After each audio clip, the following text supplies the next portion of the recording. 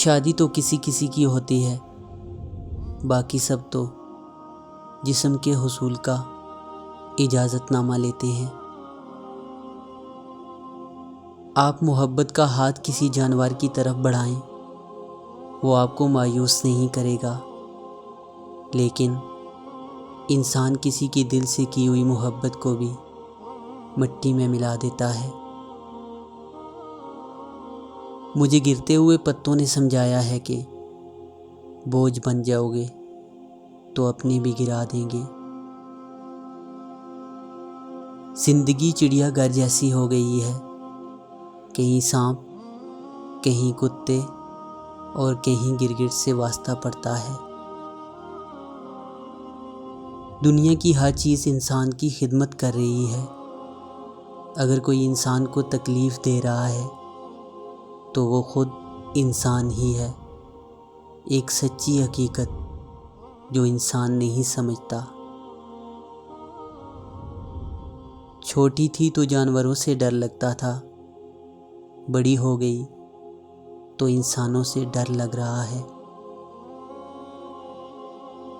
جب ہمارا یقین وہ انسان توڑے جو ہماری خوشیوں کی آخری امید ہو، تو پھر ہم پتھر کے ہو جاتے ہیں۔ پھر نہ کسی کی کڑوی باتیں ہم پر اثر کرتی ہیں، نہ لہجہ۔ انسان اس وقت اور تنہائی پسند ہو جاتا ہے جب لوگوں کی حقیقتیں سامنے آنے لگتی ہیں۔ کسی کو پسند آنا بہت آسان ہے، مگر ہمیشہ اس کی پسند بنے رہنا بہت مشکل ہے۔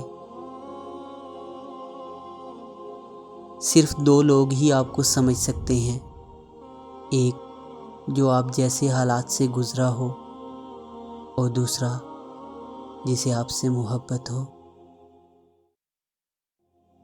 کسی بھی شخص کو اتنا اختیار مت دیں کہ وہ صرف اپنے الفاظ سے آپ کا سکون چھین لے۔ جب شوہر بیوی سے الگ الگ اور خاموش رہنے لگے اور بیوی کے ساتھ کچھ شیئر نہ کرے تو سمجھ جائیں کہ وہ کسی اور کے ساتھ کرتا ہے۔ زنا کیوں عام ہے؟ کیونکہ زنا کے لیے بس جگہ چاہیے ہوتی ہے، اور نکاح کے لیے گھر، گاڑی، بینک بیلنس، جہیز، مہنگے شادی ہال اور مختلف کھانے چاہیے ہوتے ہیں۔ دنیا میں ہر شخص کے نصیب میں محبت سمیٹنا نہیں لکھا ہوتا۔ کچھ لوگوں کو صرف محبت بانٹنے کے لیے بنایا گیا ہے۔ عورت محبت کا اظہار کر کے قید ہو جاتی ہے، جبکہ مرد آزاد ہو جاتا ہے۔ یقین جانے اس نے محبت میں مجھے اور نکاح میں کسی اور کو قبول کیا تھا۔ عشق ایمان کی طرح ہوتا ہے، اور ایمان ہر کسی پر لایا نہیں جاتا۔ وہ جگہ چھوڑ دو جہاں تمہارے احساس اور تمہارے الفاظ کی قدر نہ ہو، پھر چاہے وہ کسی کا گھر ہو یا پھر کسی کا دل۔ بے شک پاکیزہ اور وفادار مرد بھی عورت کا مان، عورت کا غرور ہوتے ہیں۔